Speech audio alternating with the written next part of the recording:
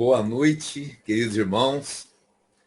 Estamos com mais estudo, né, aqui da Igreja Evangélica de Interlagos. Estudo que nós fazemos toda terça-feira, que é o estudo do Alicerce Bíblico. E hoje nós temos como tema Deus. Quem é Deus? É uma pergunta que todos provavelmente um dia já fez. O homem sempre ele está à procura, do desconhecido. Alguns chegam até ao ateísmo. Mas eu creio que todos já fizeram essa pergunta, de uma forma ou outra. Quem é Deus? Então, hoje o pastor Hélio Pivezan, que é o pastor dirigente dessa igreja, estará tratando deste tema. Eu creio que você vai ter uma surpresa muito grande, né?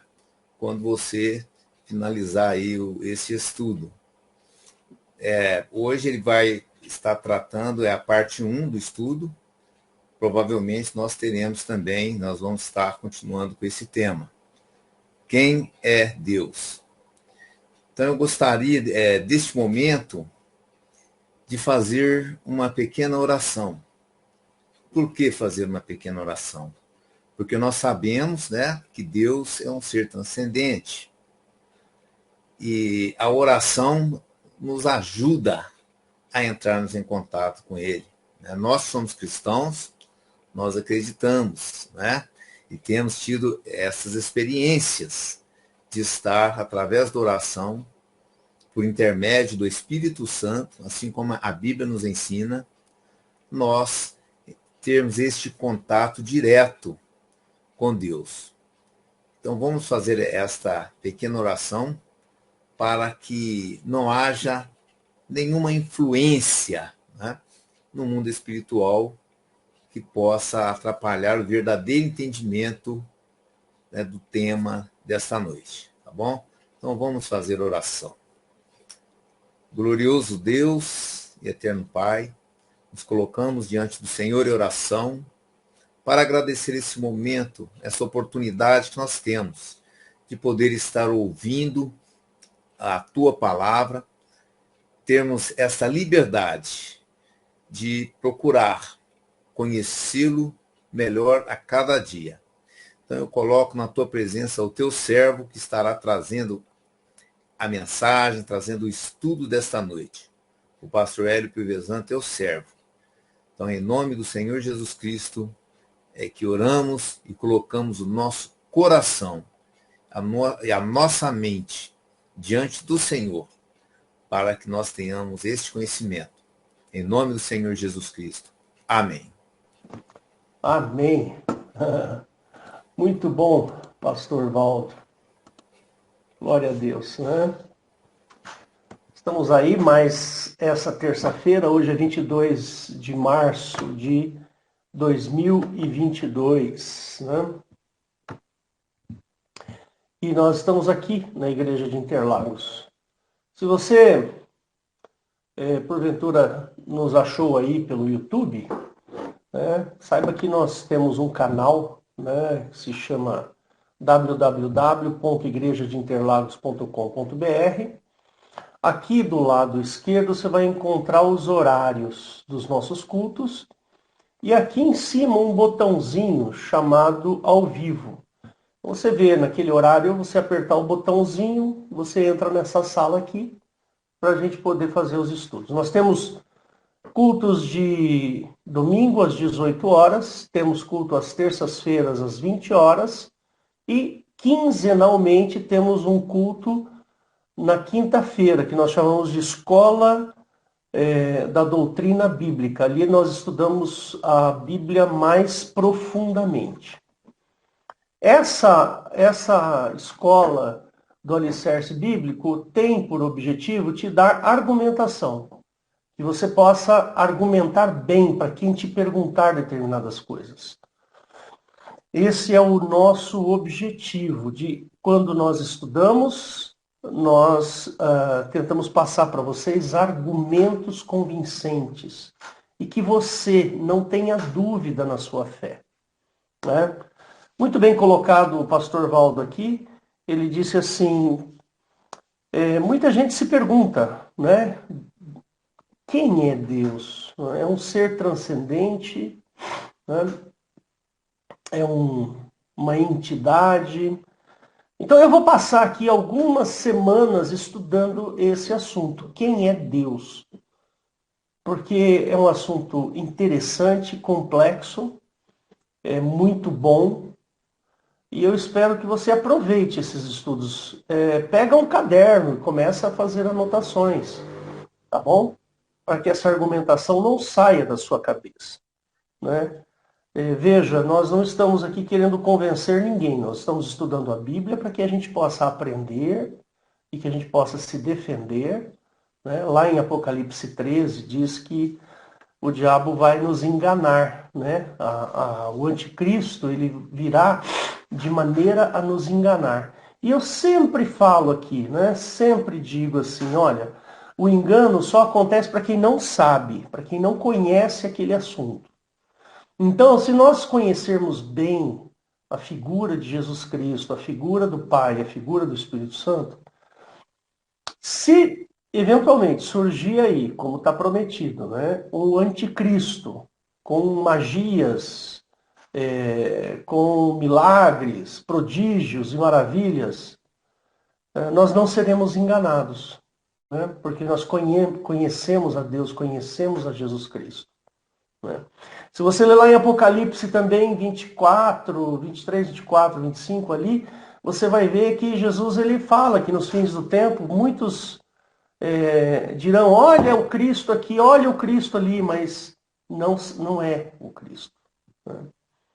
Então vamos estudar. Primeira pergunta é, quem você pensa que é Deus? Essa é a pergunta.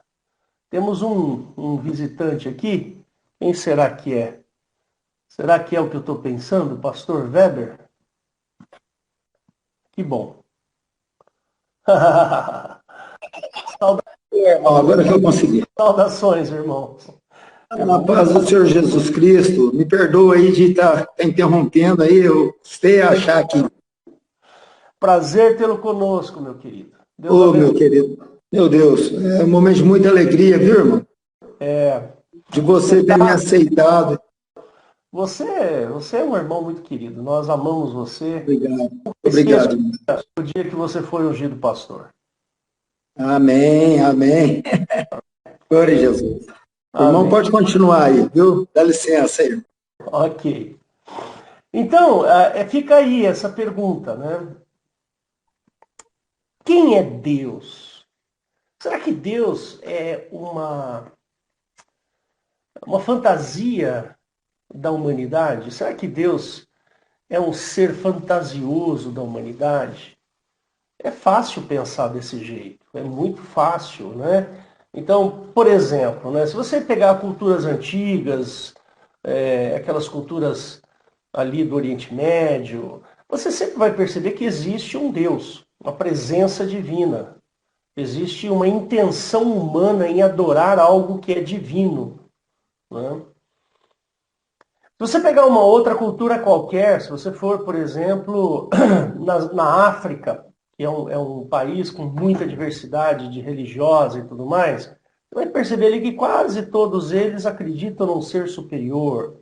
Se você pegar aqui nas Américas, você vai perceber que os índios americanos, eles sempre cultuavam um Deus, e assim por diante. Quer dizer, está dentro do coração do homem buscar a divindade, né? Está dentro do coração do homem buscar um ser superior. Mais ainda, porque quando se busca uma religião, quando se busca um Deus, o ser humano tenta dar um significado para a morte. Essa é a grande, vamos dizer assim, a grande questão. O ser humano, ele é inteligente justamente porque ele tem consciência da morte. Ele sabe que um dia morrerá. Se você pegar um animalzinho, não. O animalzinho, ele não tem consciência da morte, como nós temos, né? Se você pegar vamos pensar num cachorro, né? Se tem dois cachorros andando, um morre, o outro segue, vai embora. Ele não vai ficar pesaroso porque o amiguinho dele morreu, né? Percebe? Então, a inteligência, o raciocínio humano, o ser humano é a espécie que realmente entende o que é a morte, né? Ela procura ressignificar a sua vida em função da morte. Então fica essa dúvida. Será que Deus é uma fantasia da humanidade? Será que Deus foi criado pela mente humana para satisfazer as suas dúvidas com relação ao pós-morte, ao que acontece depois da morte? Né? Então eu quero dar argumentação para vocês e mostrar que não. Deus não é uma fantasia humana. Né? Muito pelo contrário. O homem é uma criação de Deus. E eu vou mostrar isso para vocês. Né? Vou mostrar e vou provar. Dá para provar. Não cientificamente. Isso eu já expliquei aqui diversas vezes para vocês. Né? Já falei. Se você quiser, procura aí no nosso canal no YouTube. Tem algumas pregações que está lá escrito, acho que é Deus, Bíblia e Religião. Não me lembro agora exatamente, mas é alguma coisa assim. Né? Para quem está vendo essa gravação, vai aparecer, eu vou mostrar aqui para você o nosso canal no YouTube. Quem está me assistindo agora não vai enxergar o que eu estou mostrando. Né?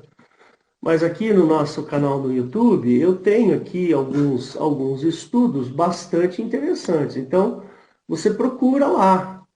Olha lá, eu pus aqui, ó, Ciência, Bíblia e Religião. É esse um dos estudos que eu fiz. Para quem não sabe, eu sou físico. Eu fiz física, tenho mestrado em física nuclear. Então, essa parte de ciência eu entendo um pouco. Né? Então, Deus não se explica cientificamente. Por quê? Porque a ciência não tem o objetivo de explicar Deus. Né? A ciência tem por objetivo observar a natureza, né, e trazer entendimentos sobre a natureza, sobre o que é físico.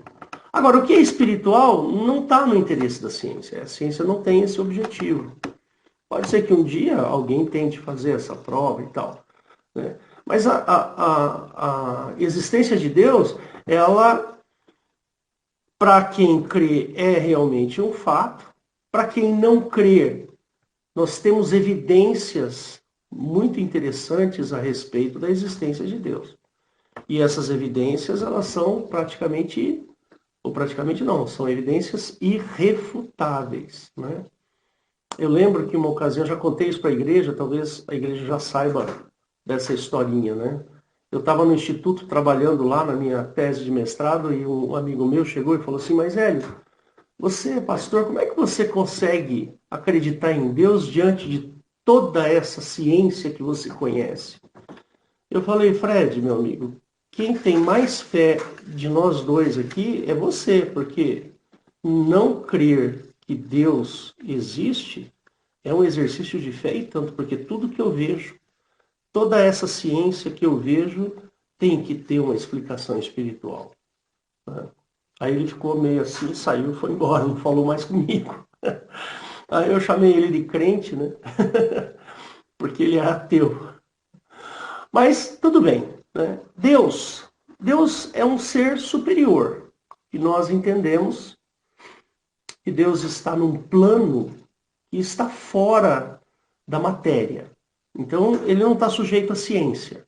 Porque a ciência, ela está intrinsecamente ligada à matéria. A ciência busca entender a matéria, os fenômenos materiais, aquilo que acontece. Por exemplo, caiu um raio. Por que o raio cai? O vulcão explodiu. Por que o vulcão derrama lava? Teve um terremoto. Por que tem terremoto? Essas explicações assim. Né?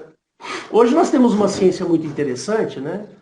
Eu estava conversando com uma amiga minha de trabalho, eu sou professor numa escola, e ela falou assim, eu tenho um problema sério de vista, eu num olho eu enxergo com 9 graus e no outro olho eu preciso de 7 graus e parece que aumentou e eu vou ter que ir atrás. E eu também tenho um problema chamado ceratocone. E eu também tenho um problema assim, tenho um problema assado, eu não consigo enxergar de perto. Eu fiquei horrorizado, né? Eu falei, meu Deus do céu, eu já uso esse óculos aqui porque eu não enxergo de perto, né? Agora ela não consegue viver sem óculos. E o interessante é que a ciência é que proporciona o entendimento de como funciona a visão humana e o que ela necessita. Percebe? Então tá aí um exemplo prático e simples, uma coisa bem simples para você entender. A ciência, entende o que acontece aqui dentro do olho. Ela entende, ela explica, ela observa, ela testa, verifica e aí propõe uma solução. E essa daqui é a solução. Percebe? Temos uma médica aqui com a gente, a doutora Eliette. Ela, uma pessoa que estudou ciência. Tá com uma dor de barriga. Então, a ciência vai lá e fala, dores de barriga acontecem quando a pessoa come tal coisa. Dores de barriga podem ser tais e tais problemas. E assim vai. Aí o médico vai lá, analisa, de acordo com tudo aquilo que ele estudou, e propõe uma solução. Olha, eu vou te dar aqui um Luftal, que você está com gases, tal, isso vai passar.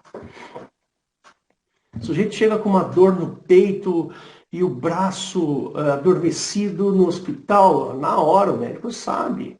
Por quê? Porque ele observou, ele estudou. Isso pode ser uma angina pectoris, ou seja, uma dor no peito relacionada ao mau funcionamento do coração. Aí o médico vai lá, ausculta o coração, coloca ele no eletrocardiograma e faz isso, faz uma inspeção e observa. Isso é ciência. Né? Percebe? A ciência funciona desse jeito. Então, Deus não está no âmbito da ciência. Deus é um ser superior que criou todas as coisas. Se ele não criou, ele autorizou a criação. Né? Então, vou dar um exemplo para vocês. Né? Dentro da física, nós temos várias maneiras de fazer observações. Não é observar somente com os olhos, não. Né? Dentro da física, nós fazemos observações de diversas maneiras. Então, eu vou dar um exemplo. Eu quero saber se uma determinada substância tem radiação. Eu não consigo enxergar a radiação, mas eu posso observar se tem radiação.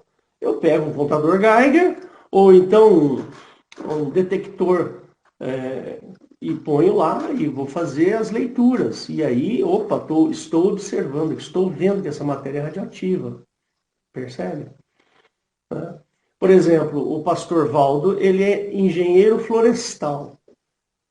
Engenheiro florestal.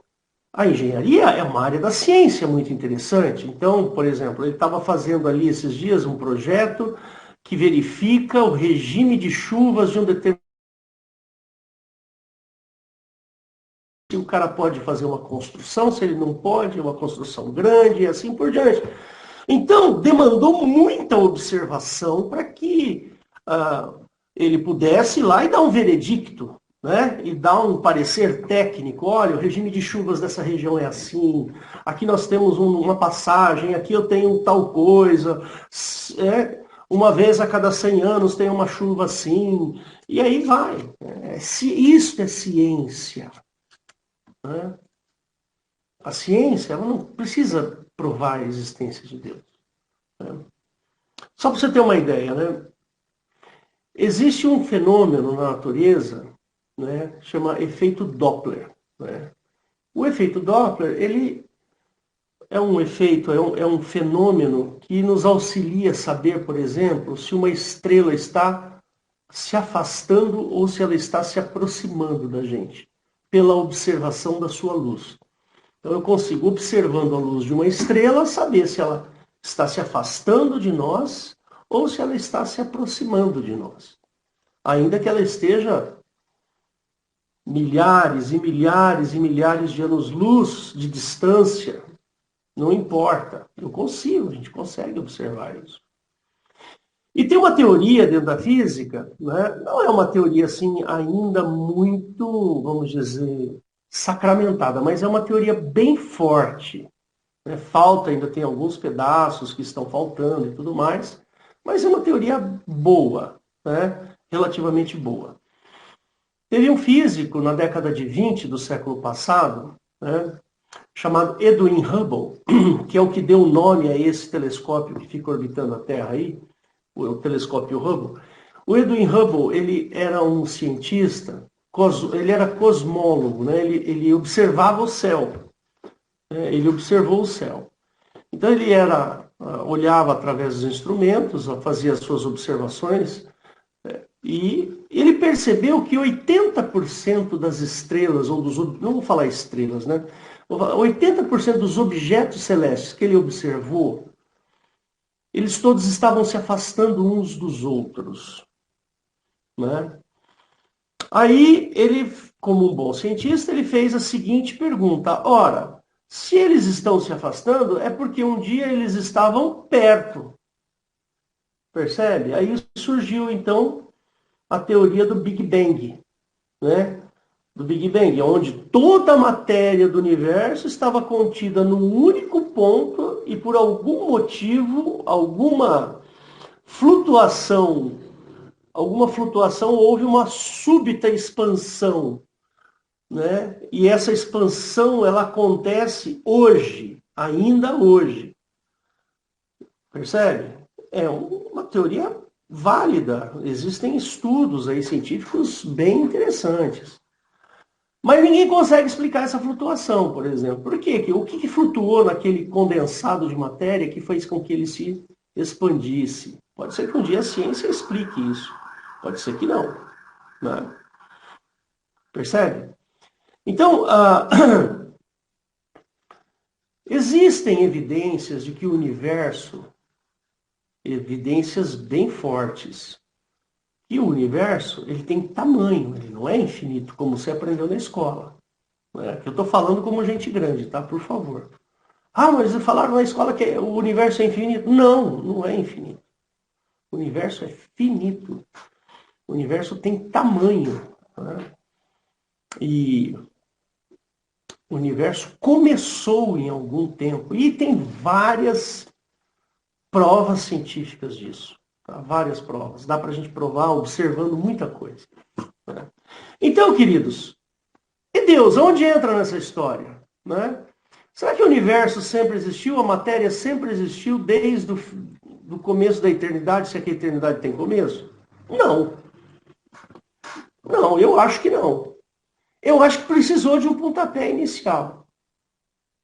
E esse pontapé inicial é justamente a operação de Deus. Você pode crer ou não nisso. Não tem problema nenhum se você não crer nesse pontapé inicial. Eu creio no pontapé inicial, apesar da minha ciência, eu conhecer um pouco de ciência, eu acredito no pontapé inicial, exatamente nessa flutuação. Né?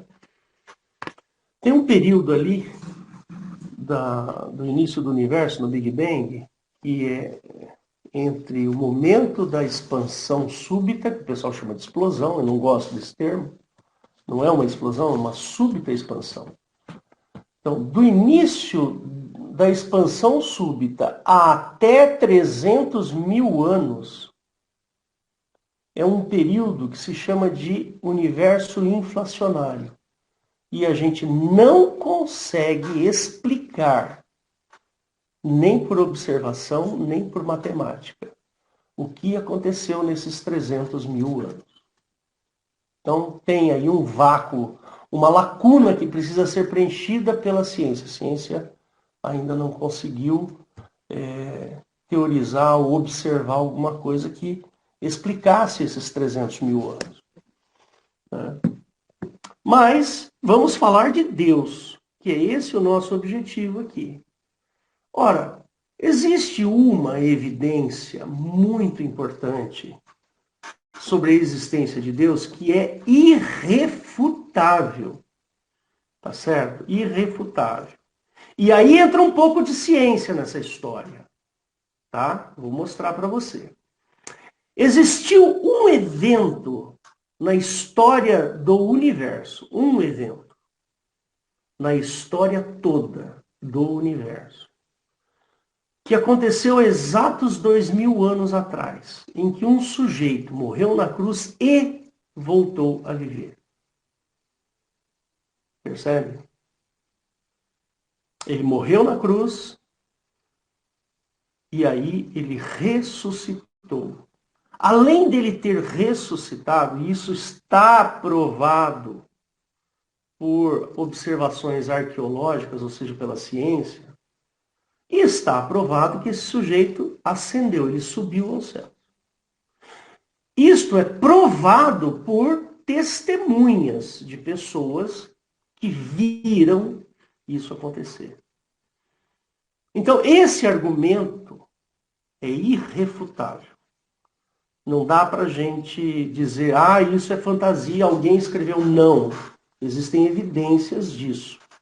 Tem alguns historiadores que escreveram sobre isso, relataram fatos, pessoas que não se conheciam, pessoas que estavam em momentos e lugares diferentes, né? Então, esse é o fato, o fato mais importante da prova de que Deus existe, né? Então, não tem outro jeito. Tem uma outra teoria, né, que se chama design inteligente. Alguns cientistas estão provando, né, se você quiser procure na internet a respeito do design inteligente. Se você observar algumas organelas que nós temos lá nas nossas células, né, eu não sou da área de biologia, então eu me recuso a dizer os nomes porque eu posso errar. Mas existem algumas organelas lá nas nossas células que elas são verdadeiras máquinas. E você não consegue, por exemplo, encontrar evidências da evolução dessas organelas. Percebe? Essas organelas já estavam prontas desde sempre. Se você pegar uma bactéria, um fóssil de bactéria de 1 bilhão de anos, você vai ver que as organelas já estavam lá. Até tem um nome isso, eu não sei que lá, irredutível, né, Valdo? Como é que chama? Complexidade irredutível. Complexidade irredutível. Se você pegar o nosso DNA, por exemplo, dentro do nosso DNA tem informação, né?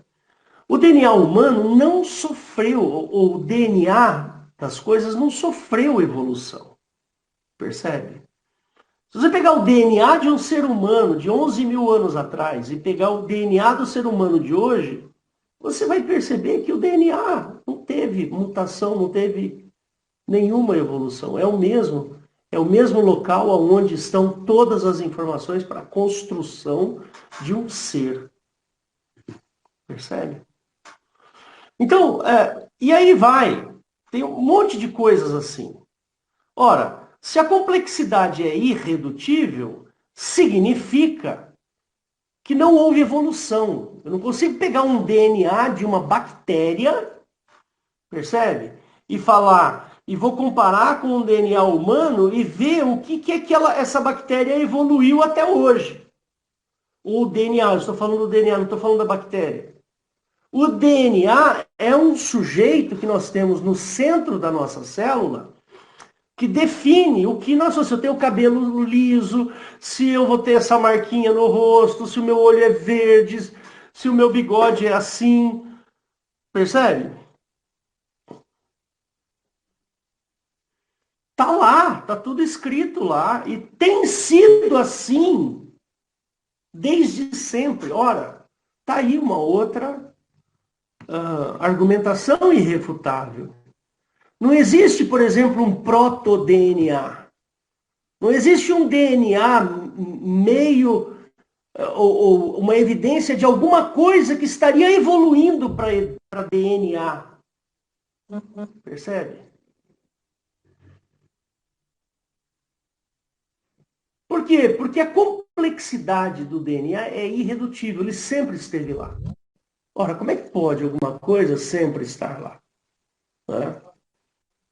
Porque nós tivemos aí, é muito interessante isso, né?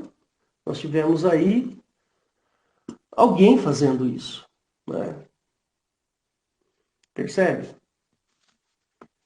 Então, essas evidências, ela, no mínimo, tem que trazer dúvida. No mínimo. Para mim é certeza. Mas, no mínimo, ela tem que trazer dúvidas da existência de Deus. De alguém que acha que não existe Deus em hipótese alguma, para uma pessoa que fala, puxa vida, essas evidências contribuem para que parece que existe um Deus. Percebe? Então, é aqui que eu estou querendo trilhar o nosso caminho. Mas quem é, então, esse Deus? Bom, que ele existe, a gente já está, né, pelo menos na dúvida, certo? Pelo menos alguma dúvida existe da existência, por essas argumentações que eu acabei de dar para vocês.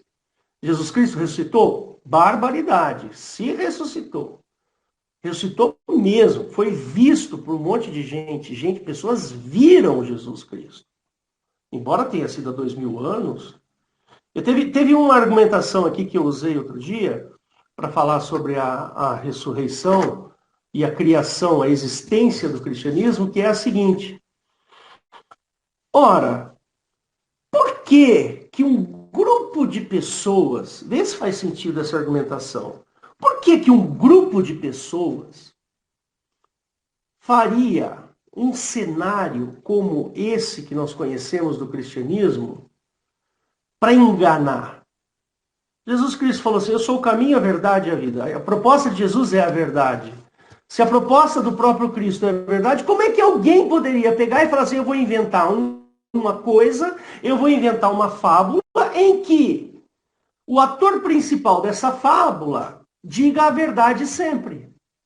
Percebe? Não faz muito sentido esse raciocínio. Além do que, existem aí diversos escritos daquela época. Você pode não acreditar na Bíblia, mas existem outras evidências a respeito da ressurreição de Cristo. Outros livros escritos por outras pessoas. O próprio Flávio Joséfo, no ano 300 depois de Cristo, acho que nem isso, né? Ele próprio testemunhou, falou assim, não, é verdade, isso aconteceu mesmo. Pastor Hélio, oi, querido. Ele foi contemporâneo do apóstolo Paulo. Flávio Tá aí, ó. Flávio, você manja mais de Flávio Joséfo do que eu. Foi contemporâneo, ou seja, Paulo, ele praticamente estava lá. Ele não participou exatamente, né, porque não existem relatos de que Paulo tenha participado da execução de Jesus, né, mas Paulo era um perseguidor da igreja. Né, ele era um perseguidor, a Bíblia relata isso. E Flávio Joséfo, então, realmente, ele falou, não, isso aconteceu. Então, e é um historiador que é muito respeitado, Flávio Joséfo, né? Tem livros escritos. E assim vai, quer dizer, se essa argumentação aí, ela não te serve, eu não posso fazer nada. Aí é o teu coração que está brigando com você, não é um pastor Hélio. É o teu coração, meu querido. Porque contra fatos, você já ouviu isso, né? Não há argumentos. Qual é o argumento contrário da existência da ressurreição de Cristo? Existe algum fato que diga, encontraram o corpo de Jesus, fizeram o teste de DNA do sangue de Cristo que está naquele pano da Igreja Católica? Percebe? Então, os relatos a respeito da existência de Cristo e da sua divindade é um fato, não é uma brincadeira. Não é uma coisa escrita por um grupo de pessoas que quis inventar uma fábula para enganar toda a humanidade. Não faz sentido isso. Aí você poderia falar assim, então também não faz sentido Maomé ter inventado a religião muçulmana. De repente, possa ter realmente acontecido de que ele tenha recebido um anjo, alguma coisa assim, ter tido uma visão, vai saber. Mas fato não existe. Dentro da religião muçulmana não existe fatos que corroborem que exista o tal do Alá. Mas no cristianismo existem fatos, caso da ressurreição, que corroboram a existência de Deus. Então, essa é a melhor argumentação. Bom, eu vou virar a página porque eu não quero ficar aqui só falando da existência de Deus, que a gente já falou bastante sobre isso. Vamos tentar entender quem é Deus. Vamos partir então do princípio que Deus exista. Você que está me assistindo aí no YouTube e tal, você pode não crer que Deus existe, mas vamos partir do princípio que Deus existe. Então, quem ele é? Como é esse Deus? O que ele faz? O que ele não faz? Né? Então, nós vamos partir desse princípio. Bom, existe um Deus. Existe um Deus que está relatado no Velho Testamento. E se você pegar a sua Bíblia e começar a ler lá em Gênesis capítulo 1, você vai ver que existe um Deus. Um Deus criador de todas as coisas. Ele foi lá, você pode não acreditar, não estou discutindo a sua crença, tá bom, meu querido? Mas nós estamos partindo do princípio que Deus existe e que ele foi manifestado lá no Velho Testamento. Ele se manifestou lá. Né? Existem vários relatos dessa manifestação que a gente acredita que seja pura verdade, a mais pura verdade. Por exemplo, você conhece várias histórias, uma das mais famosas aí é a travessia do Mar Vermelho, né? Quando Moisés retira o povo do Egito e atravessa o Mar Vermelho, né? E vai lá. Né? Então esse é um fato. Você conhece, por exemplo, as 10 pragas do Egito? Né? Moisés foi lá, conversou com o faraó não deixava o povo sair, não deixava ir embora. Não vou discutir aqui agora os méritos disso. E Deus mandou várias pragas, mandou sapo, mandou sarna, mandou hemorroida, mandou um monte de coisa. Matou os primogênitos. Né? Então, a gente conhece isso. Existem até alguns cientistas que tentam explicar os eventos que ocorreram no Velho Testamento. Tem um livro muito ruim, eu não recomendo, mas se você tiver curiosidade, vai lá. É um livro de um sujeito católico. Ele escreveu assim, e a Bíblia tinha razão. Né? Então ele tenta dar explicações científicas para os eventos que ocorreram no Velho Testamento. Né? Então, sim, esse Deus se manifestou, um Deus se manifestou no Velho Testamento. Né? Então vamos partir desse princípio. Esse Deus, ele fez coisas no Velho Testamento que foram relatadas. Por exemplo, o povo judeu. O povo judeu, ele relatou todas essas evidências nos seus livros. Né? Então, os livros que a gente chama de cânon judaico, são vários livros, né, que foram escritos no Velho Testamento. Todos esses livros, eles apontam para a existência de um Messias. Né? Todos esses livros, eles caminham para a existência de um Messias. Né? Tanto é que o próprio livro de Mateus, se você pegar lá o Evangelho de Mateus, você vai ver a genealogia de Jesus. Né? Jesus, ele vem de uma linhagem de dentro do povo judaico, desde o comecinho da existência do povo judaico até chegar em Cristo. Então é como se tivesse uma flecha apontando ali, ó. Está apontando essa flecha para a existência do Messias. E aí, de repente, acontece a existência de Jesus. Embora eu, particularmente, não acho que Jesus seja, ou melhor, que Jesus tenha rejeitado ser o Messias do Velho Testamento. Embora ele tenha sido proposital para o Messias do Velho Testamento, mas Jesus não quis. Né? Só que as operações, aquilo que Jesus fez, as coisas que Jesus fez, os ensinamentos, os milagres, né? Eles foram relatados, e bem relatados. Tem um fato muito interessante que eu particularmente, eu gosto muito. Né? Eu gosto muito, porque quando a gente começa a falar de Jesus, eu me empolgo, porque Jesus é uma figura sensacional. Você começar a ler a Bíblia ali, mas ler de maneira honesta e ler de maneira séria, né, como a gente faz, tem momentos ali que são impagáveis, são coisas belíssimas e maravilhosas, né, incríveis. Teve um determinado momento, né, relatado na Bíblia, que tinha um sujeito que ele tinha um problema na perna, ele não conseguia andar. A Bíblia chama ele de coxo. Tinha um problema, não conseguia andar, um paralítico.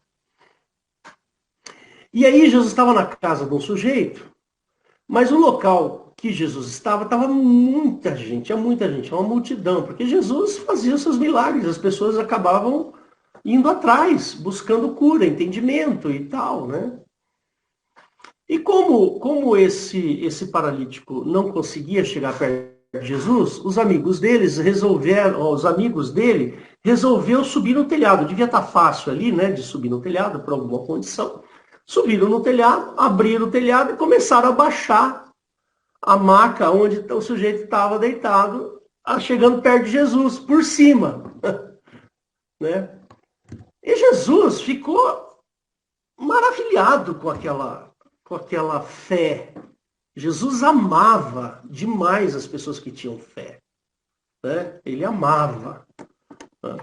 Aí, Jesus ficou tão perplexo com aquela história que Jesus olhou pro paralítico e ele falou assim: os teus pecados estão perdoados.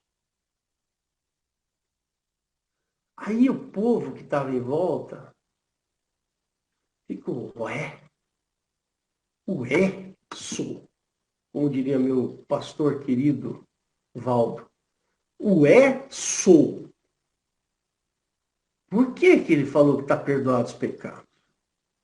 E aquilo começou a fervilhar no coração daquelas pessoas que estavam ali perto.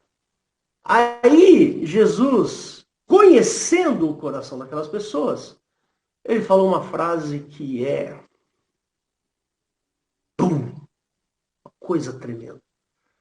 Ele falou assim: para que vocês saibam que o Filho do Homem tem poder para perdoar pecados, eu te digo, paralítico, levanta e anda, pega a tua maca e vai embora. O cara levantou, pegou a maca e foi embora. Percebe? Aí eu pergunto para você, eu amo essa passagem. Toda vez que eu leio, mexe comigo. Por quê? Você pode falar assim, mas é uma coisa tão bobinha. Não é. Sabe por quê? Porque as pessoas estavam atrás de cura e Jesus estava atrás de entregar salvação.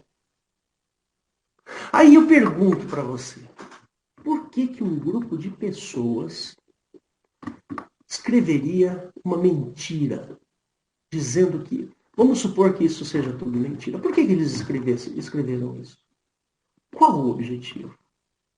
Qual o objetivo de criar um personagem que diz assim, os teus pecados estão perdoados? E para que vocês saibam que eu tenho poder para perdoar pecados, levanta e anda e vai embora. Eu fico me perguntando por que um grupo de pessoas criaria uma fantasia. Qual o objetivo dessa fantasia, meu irmão? Eu espero que eu esteja trazendo para você argumentações que sejam fortes para você dar testemunho da sua fé. Está entendendo? Então, o Deus que Jesus veio apresentar para nós ele é um Deus diferente do Velho Testamento. Lá no Velho Testamento, o Deus do Velho Testamento, ele obrigava os seus seguidores a cumprir a lei. A lei que fora dada por Moisés. E que se você não cumprisse aquela lei, você seria vítima de maldições. Está lá em Deuteronômio 28.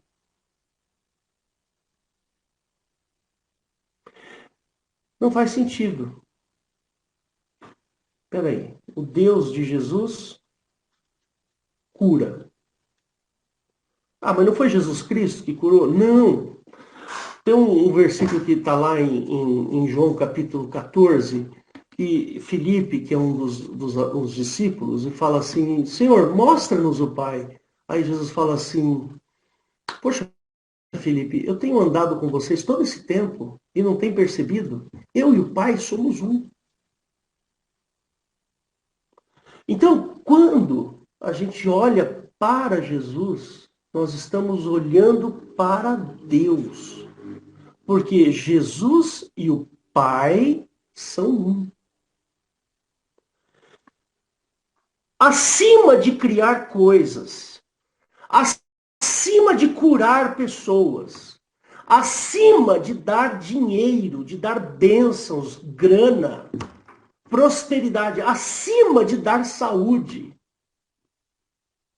acima de qualquer coisa, o Deus que Jesus nos apresenta é um Deus que perdoa pecados.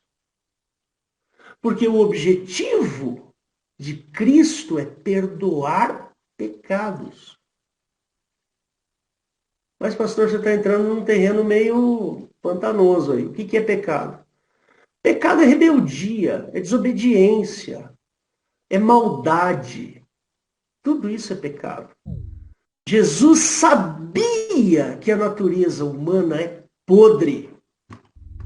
Jesus sabia que pela lei de Moisés, ao ser humano está destinado o inferno. Por isso que Jesus, com todo o amor que ele tem, ele vem e fala para o sujeito, perdoados estão os teus pecados. Porque acima de curar, Jesus não está preocupado em curar. Eu já falei isso aqui para vocês. É fácil curar. Para Jesus não precisava fazer muito esforço. Ele curava a torta e a direita. Para Jesus ressuscitar uma pessoa, para Jesus não era nada. Ele falava, levanta, Talita, levanta. E a menina ressuscita. Ó, ser curado, paralítico. Aí pronto, o cara... Percebe? Jesus não faz esforço nenhum para curar as pessoas. Percebe? Jesus ele não foi na cruz para curar pessoas. O grande esforço de Cristo é perdoar pecados. Tão grande é esse esforço que ele teve que passar pela cruz. Ele teve que ser pregado na cruz. O sangue do Senhor Jesus teve que sair do corpo dele. Entendeu? Furaram a mão e furaram os pés. Entra ar por aqui e sai sangue por embaixo. Entendeu? É uma questão é uma questão de gravidade. Né? Fura aqui, começa a entrar ar por aqui e o sangue vai saindo daqui e vai escoando. A pessoa morre. Aí eu pergunto para você, fala para mim, me responda, meu internauta, qual o motivo que um grupo de pessoas escrevesse para enganar a humanidade toda? Por quê? Por que um grupo de pessoas escreveria tudo isso para enganar a humanidade, para achar que realmente existia um Jesus? Não faz sentido. Tenta usar a lógica, você vai perceber que não faz sentido algum. Então a existência de Deus, e mais, esse Deus de amor, que olhou para nós e falou assim, o homem não tem condições de salvação. O homem está destinado ao inferno por causa da lei de Moisés. A lei de Moisés põe o homem dentro do inferno. Percebe? Por causa desse amor, o Senhor Jesus veio e falou assim, perdoados estão os teus pecados. Percebe? Para Jesus, o maior esforço dele não é curar. Por isso que você, meu irmão, não vá para a igreja para receber cura. Não vá para a igreja para receber bênção. Não vá para a igreja para pedir um carro, para pedir uma casa. Não, vá na igreja para adorar a Jesus. Pelo feito que ele teve. Vá na igreja para se curvar diante de um Deus que se dispôs a tirar você do inferno. Percebe? Se vier carro, se viesse dinheiro, se vier emprego, é bônus. Porque o mais importante da sua vida já aconteceu. Você foi salvo. E agora você adora o seu Salvador. Então, diante dessa argumentação que eu trouxe para vocês, eu já vou terminar. Está tudo escrito aqui, mas eu não li uma palavra do que eu me empolguei aqui, viu? Diante dessa argumentação, e eu espero que você tenha feito anotações. Se você não fez anotações, volta ao vídeo e começa a anotar esse tipo de argumentação. Tenta escrever. Porque, queridos, vão nos perguntar qual é a origem da sua fé. Por que você acredita em Deus? Por que é Jesus Cristo? Por que não é Alá? Por que não é Exu? Por que não é Buda? Por que é Jesus? Por que você não adora Buda? E tem que adorar Jesus? Você precisa estar preparado para esse tipo de pergunta, meu irmão. Preparado. Você percebe que o esforço de Cristo, ele é gigantesco para minha salvação? Olha o que Jesus fez para que eu pudesse ser salvo. Hã? Você já morreu alguma vez? Não. Você já sentiu a dor de uma crucificação na sua vida? Não. Mas Jesus deve ter sofrido. A carne de Jesus foi cortada. Pega uma faca, corta aqui do seu lado, aqui, ó. Faz uma incisão a frio aqui do lado, para você ver. Prega um prego enferrujado na sua mão aqui, ó. Vai lá, pega o prego, põe ele aqui, bate, assim, pede para alguém segurar o prego e bate com força, assim, ó. Para você ver que o esforço de Cristo não é cura. O esforço de Cristo não é te dar um carro. Não é milagre. Não é maravilha. Percebe? O esforço de Cristo é te salvar. Ele deu a vida para te salvar. Percebe? E isso doeu muito em Cristo. Isso doeu bastante. Esse foi o grande esforço. Tá bom? Então, eu espero que essa argumentação tenha sido suficiente para você, para que você consiga basear bem a sua fé. Né? Na próxima aula, talvez daqui a 15 dias, eu volte a falar um pouco mais sobre quem é Deus. Porque hoje eu não falei muito, não. Falei pouco sobre quem é Deus. Né? Nós vamos falar mais, porque tem bastante coisa para falar.